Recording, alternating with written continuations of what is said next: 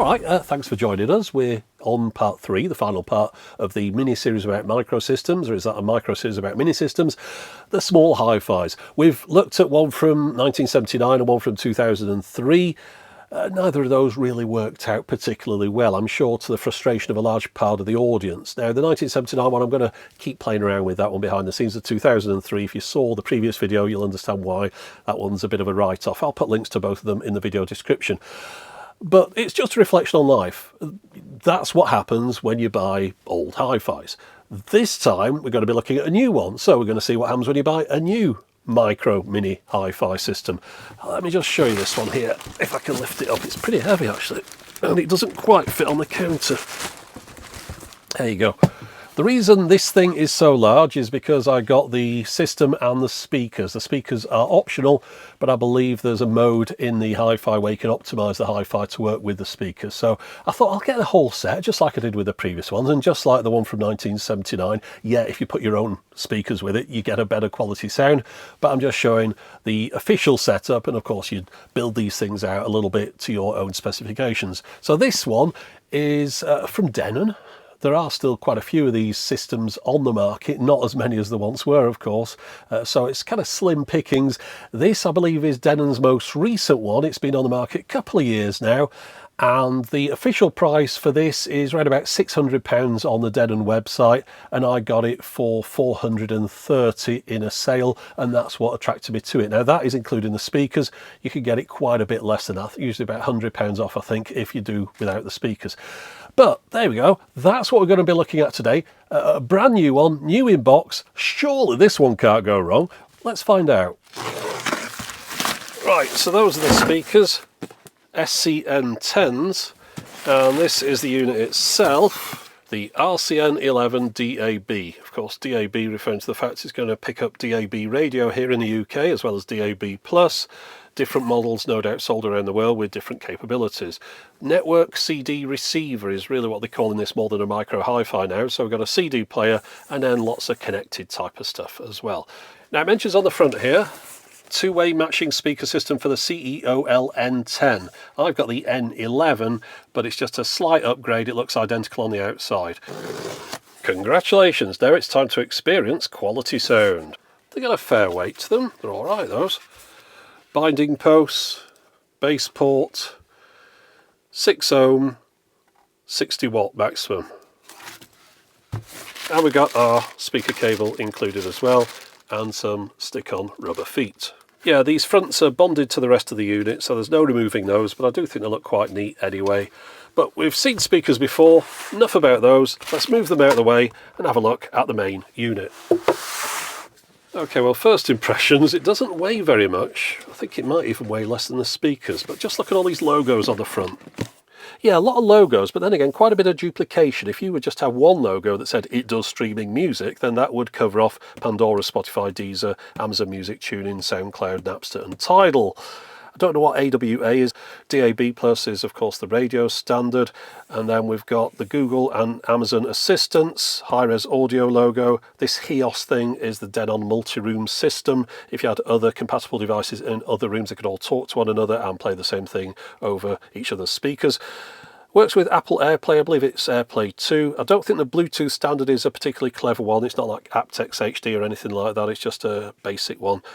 Wi-Fi certified, yeah, it's Wi-Fi, but it also has a network connection on to enable all these things to work. And there we go, little lonely compact disc digital audio logo. That is the only physical media that it will play. Yeah, perhaps I should have just gone through this panel on the side because it's quite clearly laid out here, although it doesn't cover off everything that's shown in those logos on the top. Nevertheless, going from the top to the bottom, Ethernet, Wi-Fi, Bluetooth, AirPlay 2 and Internet Radio, wide array of music streaming services via the HEOS app. That means you have to download an app to your smartphone and create an account before you can use quite a few of these features, so bear that in mind. 65 watt out of both channels, crystal clear audio performance, and as far as the CDs go, it plays CD, CDR, CDRW with either WMAs or MP3s on them, and you can listen to FM, DAB and DAB+. Now, I'm quite sure there are some people watching this wondering why they'd want one of these. Why not just get a Bluetooth speaker? And to those people, I'd suggest you should just get a Bluetooth speaker, because if you don't know why you want something, don't bother buying it. I'm not in the sales game. I just want to show people who are interested in things like this how good or bad they are. Right, well, that is quite a plasticky unit. I was not expecting that. I was thinking that this was going to be some kind of aluminium, but the front is. The sides are plastic, the top's kind of polished plastic with some touch controls. Everyone's favourite thing, touch controls. They're things that are very easy to find just by feel. Yeah. Okay, we're looking around the back here. Starting on the left, power sockets. Of course, we've got the appropriate power lead for that. This is just a 230 volt version, 50-60 Hertz.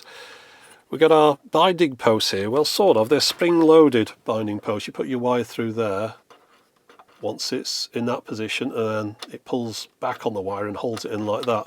There's no way to remove the end caps on these and put banana plugs in them. At least I can't see a way of taking the end off those. So yeah, you're stuck with using their system, but it looks quite resilient. We've got an analog input, so this is where you'd plug in your record player as long as it's one with a built-in phono stage, or if you're using an external phono preamp. Optional subwoofer out. Digital in, one which is bracketed up as TV, so you put this under your TV, have all your sound come out through this system if you wanted to, and then to a spare one, perhaps to attach up a mini disc player. And then we've got our network connection over here, but we could also use this via Wi-Fi. And at the top we've got a DAB/FM antenna socket, and that's one of those F-plug type ones. And they do include an appropriate antenna inside the box, as well as a fully featured remote control. Now this is all plastic bodied again. It might look like brushed steel on the top, but that's just an effect. But it does have plenty of buttons on here, which makes me very happy because it means I won't have to resort to having to use this nightmarish hellscape of featureless touch controls on the top. In fact, let's just see how easy that would be to operate. I'm going to close my eyes now and I'm going to try and press the enter button on the top here. So I think it's round about there. What did I get? Oh, I got back. Right, now let me do the same again. Eyes closed, remote control, hold it down, thumb in the middle. Yeah, it's that one. There. Oh, amazing. Buttons. Yes, I've just connected the wires up to the binding posts, and whilst I'd rather have used banana plugs, I can't, so these will have to do. However, they do feel quite secure. Before I plug the power cable in, just a couple of things to mention. First one is decent length of cable on there. The second thing is we've got a Euro plug on that end with an adapter on the top. But I do appreciate the fact it has a socket on here. I don't like permanently attached power leads. Of course, the reason they'd use a socket is because it enables them just to swap out this component when it comes to sell this in different locations. Okay, last thing to do before I turn this around, attach up the antenna. Now this is the same one that I used with the previous two microsystems with very little success, so I'll be interested to see what kind of signal this thing pulls in. I'm not going to attach up a network cable, I'm going to connect this up over Wi-Fi. Right, let's flip on the socket. Ooh, nothing at all.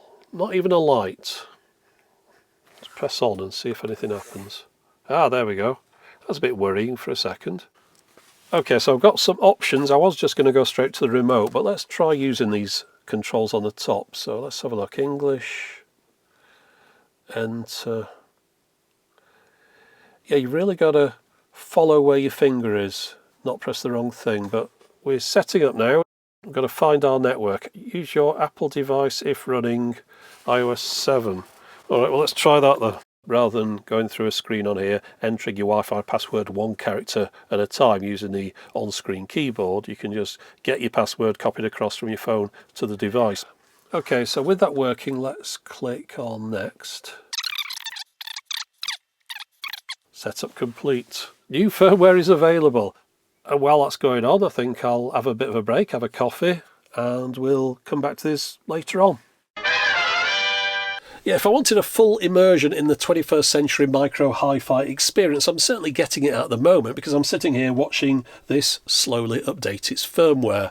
It's telling me it's got 2 minutes left to go, and I'm sure it said that 3 minutes ago as well. It'll get there in the end, but bit of a contrast to my 1979 Iowa system, which definitely didn't need its firmware updating. But then again, it certainly had a lot less internet connectivity than this thing does. The problem with this kind of stuff is that it relies on a lot of other things. It's connecting to phones, it's connecting to various online services, so it can't just stay as it was out of the box. It's got to keep itself updated to be able to connect to these various different services.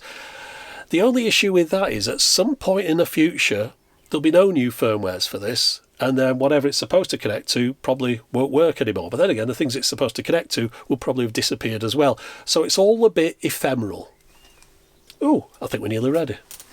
Now that top surface is very reflective. It acts like a mirror. I've got the grey one here. I'd imagine if you got the black one it would really act as a dust magnet. But anyway, let's press these buttons and you can see at the top of them now we've got that little illuminated section, which I think is a pleasant touch. No pun intended. Pity they don't illuminate all the time though. It would make them a little bit easier to see. The best way to switch between sources is probably using these white buttons on the remote because it gives you direct access to most of them. Some of them require a couple of presses, like the tuner goes between FM and DAB, but accessing them this way is a lot quicker and more direct than using the button that's on the top of the device itself. But again, it's handy that this button's here. This enables you to cycle through the different options, and you can see you get a pleasing animation as you work your way through the various different music sources. And one of those sources is something I featured in a recent video, Internet Radio. So let's start with that. Of course, it's not going to give me the best sound quality of all the options available, but it's a nice thing to have, so might as well start here as anywhere.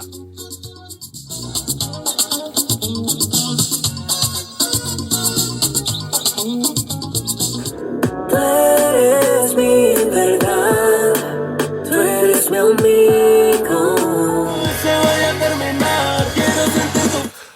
Just realised there's no mute button on the device itself, but as is often the case, whenever I start playing around with something with an internet radio, I tend to forget I'm supposed to be making a video about it, and I get absorbed in the stations that you can pick up. I was listening to some kind of religious Latin American station there, but because all the music's new, it was interesting to me. One thing about it is the screen, brilliant screen, super sharp, nice clear scroll on it, easy to read what it's saying, but it doesn't really give you much of an idea as to where you are in relation to the menus. It's not brilliant as far as navigation goes, which is why you should really start adding in favourites, and you can add favourites in, and that would make things a lot easier. So once you find the things you want, rather than navigating through, pick your favourites, store those, it'd be a lot easier to get to them later. Moving on, let's try some of the other features. We'll carry on with the radio theme, moving on to the DAB tuner, and the initial scan pulled in all the stations I could possibly expect to get in this location. There's quite a bit of duplication here though, as I'm picking up multiplexes from Wales and Liverpool and Manchester, so it'd be best pruning this list down by saving some favourites. And one thing that makes that easier is the amount of information that I can access for each station on this display. Using this, I'm able to pick the one with the best signal and the highest bit rate. For example, when comparing two broadcasts of the same Heart radio station, I could hear that one of them sounded really very flat. The transmission at 40 kilobits a second showed us being in stereo, but I suspect the source was actually mono. The other one that I could get, though, was a much more respectable bitrate at 112 kilobits a second, and that was shown as joint stereo, and it definitely was stereo as well. There's one thing about it though, it doesn't show me whether it's DAB or DAB+. The reason that's important, DAB was, or is, MP2, a very old standard, predating MP3. DAB+ is MP4, and therefore a much more efficient codec. According to the information provided by the DAB radio people, an original DAB broadcast at 128 kilobits a second could actually sound worse than a new DAB+ broadcast at 40 kilobits a second. So it's not giving me all the information that I need to be able to determine whether I'm listening to the best one, because I don't know if it's DAB+ or DAB, but from listening to that I could tell straight away the one that was coming from Manchester at the high quality sounded far better than the one from Wales. Let's move away from all this modern day bitrate nonsense and onto good old FM. Now, it's at times like this that I really do miss having something like that nice weighted tuning knob that was on that Iowa system that I tested first of all. Using up and down arrows to scan through the frequencies on this is a slow and laborious task, and it's complicated by the fact that the up and down adjust the frequency, but left and right cycle through the presets, and it's very easy to press the wrong one. Fortunately, there is an option to automatically scan through and store all the strong signals that this picks up. Initially, those stations are identified only by their frequency, but once each preset has been played for a bit, the system stores the program text information as its identifier. Of course, these presets can be moved or deleted as required, so yeah, it's an FM radio, and once set up, it works just fine. Let's move on. Now, the only physical format that this thing can play is the compact disc, but it's a pretty nice compact disc player. It doesn't support CD text, which is not entirely unsurprising, but it's quick to read a disc. It's very clear on the screen as to what's on that disc as far as the time and number of tracks go, and also we can access additional features that you'd expect, such as random play, which puts that little icon on the screen there. We've got repeat play, which is that one there. That's for the whole disc. If I press repeat again, it would repeat an individual track over and over. We've also got a program mode. So at the moment we've got these 10 tracks, almost half an hour. If we were to press program, we can select which of those tracks we want to put into the program. So let's start with track 8. We'll go to track 3 next, and then track 4. And as you can see there, we've got 3 tracks programmed for a total of 7 minutes 37. So we'll just start that one off playing now. And once we've got this playing, we've got the track time counting up there, but we can press the info button to get the remain time on this track or on the whole program. If I just stop the disc, it keeps that program in memory, but we can clear it out one track at a time by pressing the clear button. So at the moment there's 3 tracks, now there's 2, now there's 1, and that's it. We're back to the main compact disc again, so we can play the whole thing from the beginning. So yeah, as far as compact discs go, if you want to play them, it plays them, and it does a good job at it. Now, this is the bit where I'm supposed to talk about the sound quality, because if I don't, everyone will wonder why I haven't mentioned it. But I'm not very good at this, you know, using these audiophile terms and overused cliches about the muddy bass and all that kind of stuff. I, as you might have seen in the past, approach music or audio in a different way. If it sounds all right, it's all right. And this sounds all right.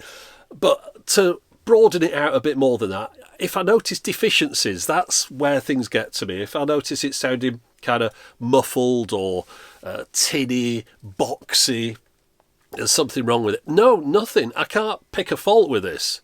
Now, that doesn't mean it's the best sounding thing in the world, but it just means that I'm very happy to listen to this. It sounds very well rounded. Remember, we've got that subwoofer output as well, so if you had speakers that you don't think have got enough bass, well, stick on a powered sub and that sorts that out. As far as the quality of these speakers go, I think they match the system well. It's a bookshelf type system, so it would provide the audio that you need for something like that. You're not going to power a rave in a warehouse with this thing. It's not going to be the centerpiece for something like that, but it's a very nice system. I enjoy listening to the music on this. Obviously, I haven't played you too much in here that isn't out the YouTube audio library, things like that, but I've played a few CDs on here. I've sat back, had a listen to it, and I can't pick a fault in it at all. It sounds really nice. Now, if you compare it to, say, what most people are listening to nowadays, whether it's a single mono Bluetooth speaker or they're perhaps listening through their phone speaker, I mean, it's leagues ahead of all that. But of course, those kind of people who want to listen like that, you're not going to convince them to get something like this based on the sound quality.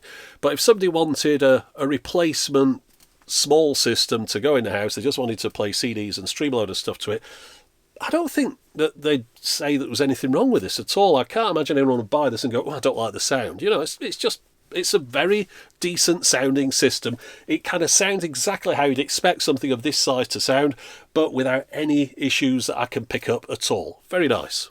Now, the only USB port is on the front. Ideally, there'd be another one on the back so that you could attach a USB hard drive to this and keep it out of the way. But we'll just go around to the USB on the front, stick this stick in here, on which I've got a variety of different audio formats so we can test out which ones it's able to recognise. So let's have a look. Okay, so we'll just have a browse through the stick here. We can search through for a file, go through artists, albums, genres, tracks, but I'm just going to browse the folder, and you can see the tracks I've got on here. I've got an MP3, a FLAC, OGG Vorbis and WAVE. There's one missing off this list. I've got an AIFF file on here as well, and it's not recognised that one, but it's able to play all these, so let's just have a listen. This is a 320 kilobits per second MP3. This is a FLAC file. This is an OGG Vorbis file. This is a WAVE file.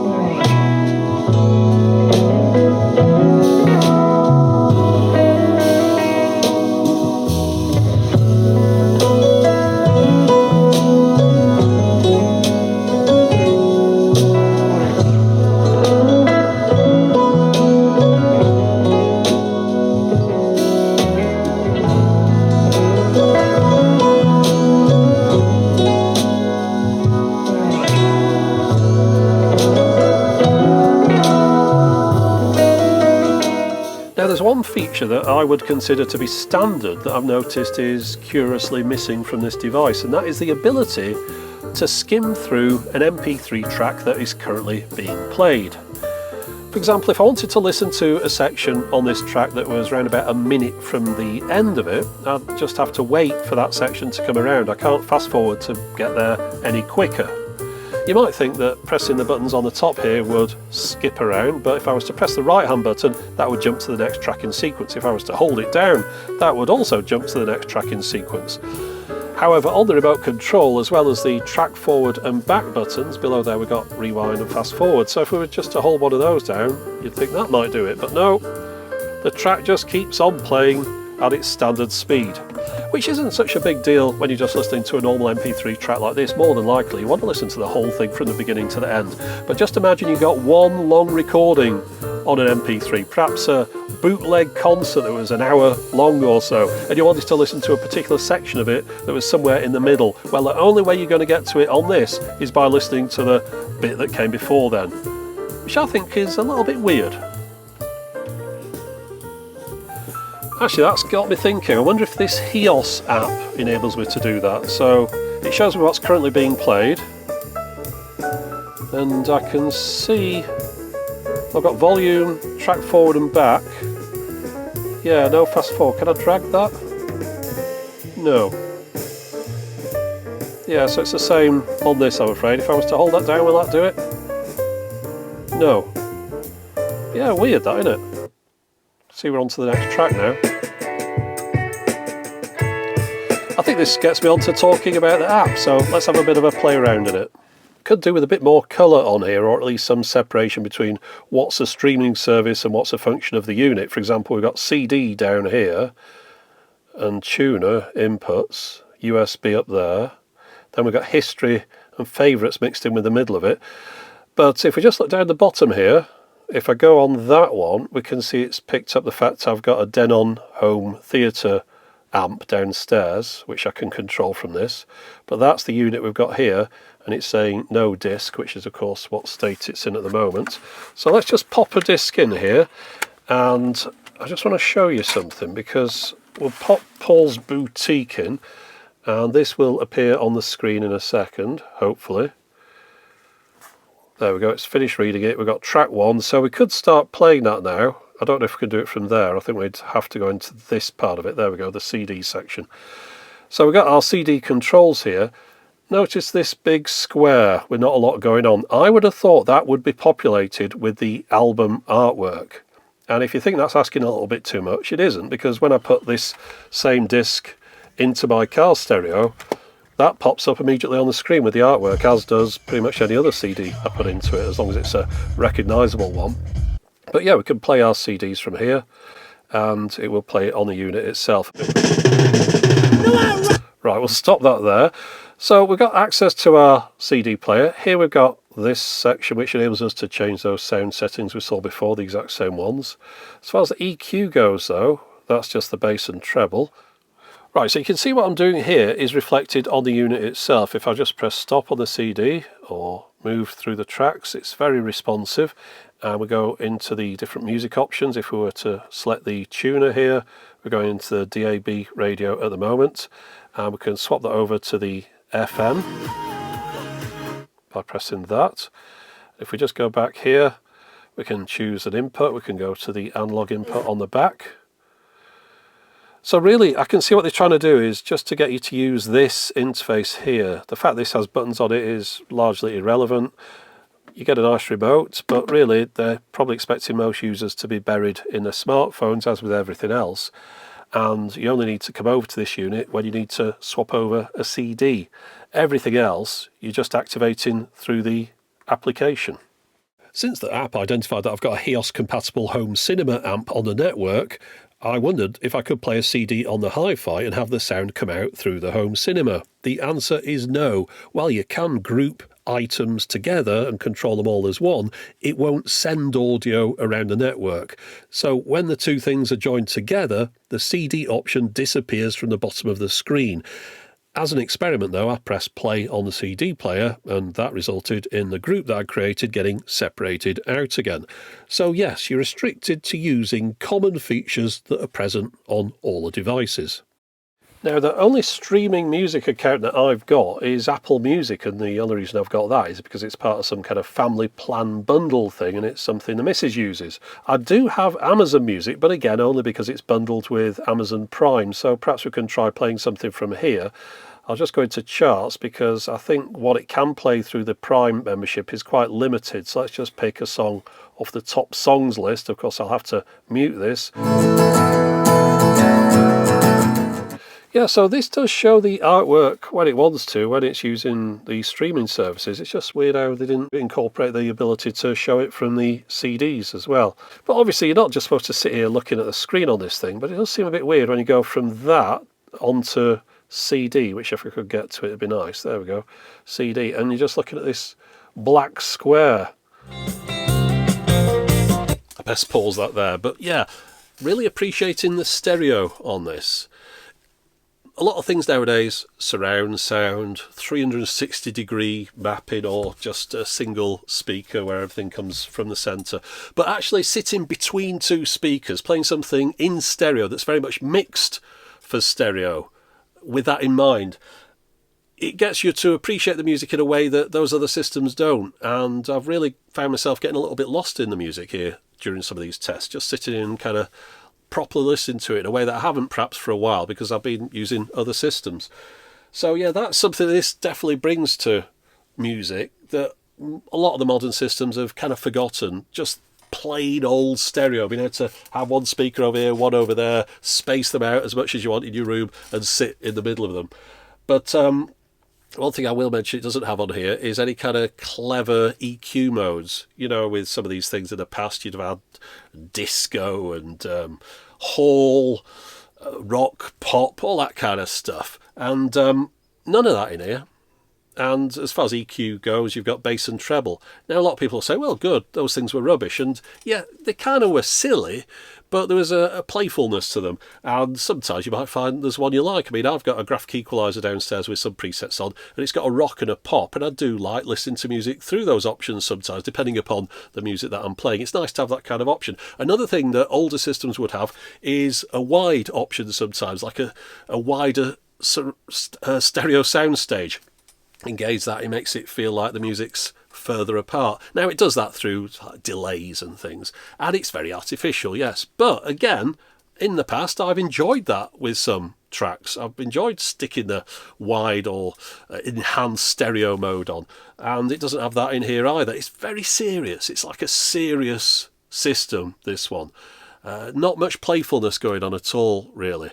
I mean, your options in colour, white, black or grey, kind of tells you everything about this system. They're not treating music as a fun thing, it's a very serious business. A couple more quick things to show. We've got a dimmer control here for the display. That could come in handy if you're using this in a bedroom with the clock display. If you don't want that to light up the room too much, you can reduce it down. Now that clock display doesn't have to come on when the device is in standby. That's an option in the menus. However, it's quite useful. It does automatically update as well. And you'll find that if this device has had its power unplugged and the clock has lost its time, it will flash until it retrieves the correct time again from the internet. Now, as well as the clock, we've got a sleep countdown timer which can be adjusted in 10-minute increments. And of course, once that reaches 0, the device will go into standby. And talking of clocks, buried in the menus here, we can set up an alarm clock, and we can choose it to go off just the once or every day. And if we go through the settings for this, we can choose to play the CD, the radio, or one of the inputs. You might remember at the beginning of the video I mentioned that there was a speaker optimization mode which was designed to work best with these particular speakers. Now, I set it up right at the beginning, but I'll just show you the option now again because it's nothing particularly clever. It's here under the audio settings. So that's our speaker optimization, and if we go into there, we've got an option of on or off. Of course, I've got it on at the moment. However, turning it off barely makes any difference. It does sound a tiny bit better on, or I might just be imagining it, but since it's supposed to be on, I've turned it on. But yeah, it's not one of those things that measures the audio in your room and your acoustics and all that kind of business. I think it's just adjusting the EQ ever so slightly. As you'd expect, AirPlay, or in this case AirPlay 2, is working just fine. And with this one, you don't have to restrict yourself to listening to the whole song. You can skip around to the part you want to access.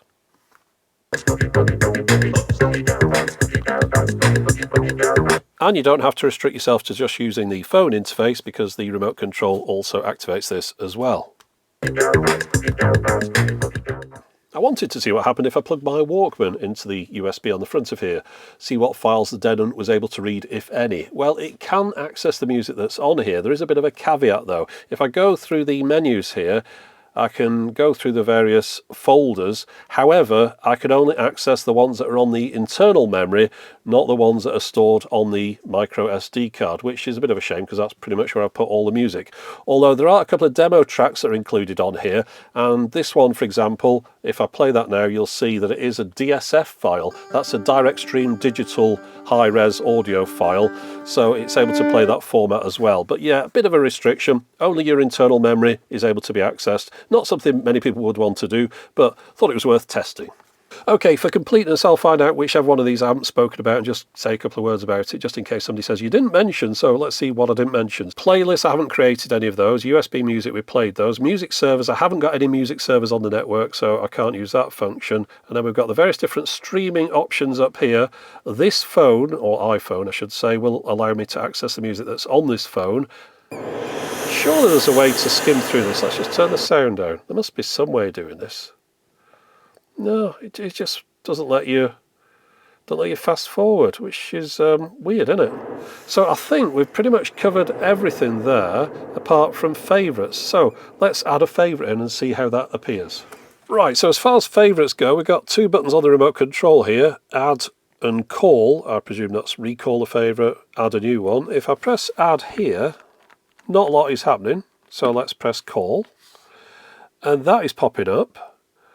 But now it's asking me if I have a HEOS account or if I want to create one. Now I do have one, but I created a really long silly password and used a really long silly email address. So if I click on there, I've got to enter all that information here, which is a massive pain in the neck. Right, well that took a while, but we got signed in the end. So if I just go on my recall HEOS favourites now, we can see that we don't have any items stored in there. So let's try and store some things. This is confusing. I'm not sure what you're able to store under here. I've tried a couple of things. For example, we go onto the CD and say I want to store that as a favourite. I don't know why you'd want to do it, but we'll press add. Nothing happens. Analog input, perhaps that becomes one of our favourites. So let's just add that one in as well. No, nothing happening there. What about internet radio? Let's go on the internet radio option and wait for this station to get tuned in and then see if we can add an internet radio station as a favourite. I don't know why you do that because I've already stored this as a favourite under internet radio. But if we press add here, yeah, you can do it. You can store it. We'll put it in position number 1. But if we just have a look at this station, if I press the option button here, you can see we can add to my favourites as a radio station favourite or add to HEOS favourites. So a little bit odd. Don't quite understand the purpose of that, but yeah, you can store a radio station as a HEOS favourite and a radio station favourite. But now, if we just go on to say FM, and we've got a radio station that's played now, what if we want to store this one as a favourite? No, don't let us do that. And the same goes for DAB. If I want to store the currently played DAB station, I can store it as a favourite within the radio, but not in these HEOS favourites. So HEOS favourites, they store some things, not others, not quite sure why, but yeah, I think I won't bother using that feature. Right, I suspect that some people will want me to take a look inside this. We'll have a look, or at least we'll try. Not entirely sure how you get in this. I'm going to be careful not to damage anything here because I could perhaps pass this on to somebody that I know. I'm not going to force anything. If it doesn't want to come apart, then I'm not going to attempt to take it apart. Yeah, they are kind of moving a bit, but not enough. Maybe that front bit does have to come off. Right, that's all the screws out the front other than these ones that are holding the internals to the bottom of the chassis. So let's see if any of this is moving now. That one seems to kind of want to move. Where'd you go from there? Yeah, I'm not enjoying this at all. It seems like I'm bending things rather than releasing things. There's a couple of screws on this back panel. Maybe the back panel will come off as well. Yeah, I'm going to give up on that. I can that's about as far as I've got, just that moving a little bit, but it's attached here. Yeah, it's obviously goes together in a certain order and comes apart again, but I really don't want to break this thing because it's brand new and it's working, so you're just going to have to imagine what's in here. Let me picture it for you. CD drive here, big circuit board under there, power supply at the back, and a few like capacitors and things dotted around. There you go. Now, as far as current formats go, this pretty much supports all the ones that you might need. Well, there's one exception. I'm just plugging that in now.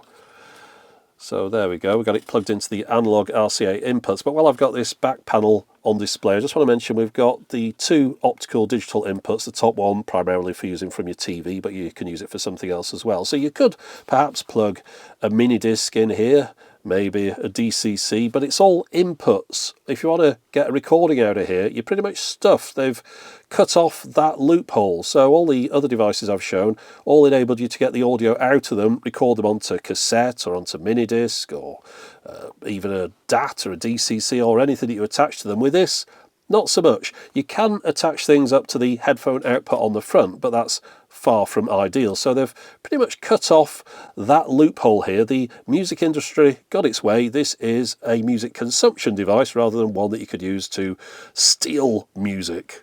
And what was I plugging in the back? Well, it's this. It's the Soundburger record player. Just a quick mention, these should now be back on sale, I think, by the time you're watching this video. If not, they're coming out again very soon. I believe there's a couple of different colours available in this next batch. So if you want one of these, you should be able to get hold of one very soon from perhaps the Audio Technica website or other retailers.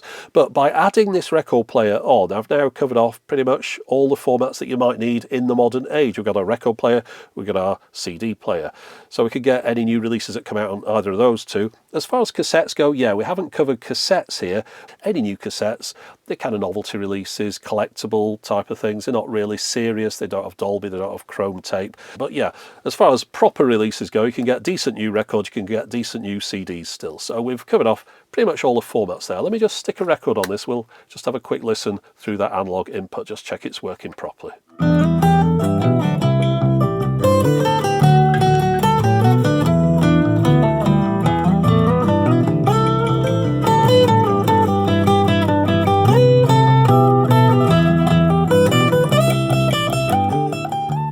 Alright, I want to do my usual rambling over long summing up, but I just need to get rid of the record player first because it's too much fun. Look at this! Red and pink, how exciting is that? We can't have any of that, we've got to have this thing here. Grey. Let's just pop it over here. Now I should say the grey is on me. I had the choice of the exciting options of black or white as well, and I went for grey. And the reason I went for grey is because I've never had a grey hi-fi. I wasn't thinking about this at the time, but it does kind of reflect the device itself. It's a bit dull. Now, let me just go back a section because I want to say I do appreciate the fact that Denon have made this. There's so many different hi-fi manufacturers have disappeared over the years and product categories have disappeared and things that you can't get anymore.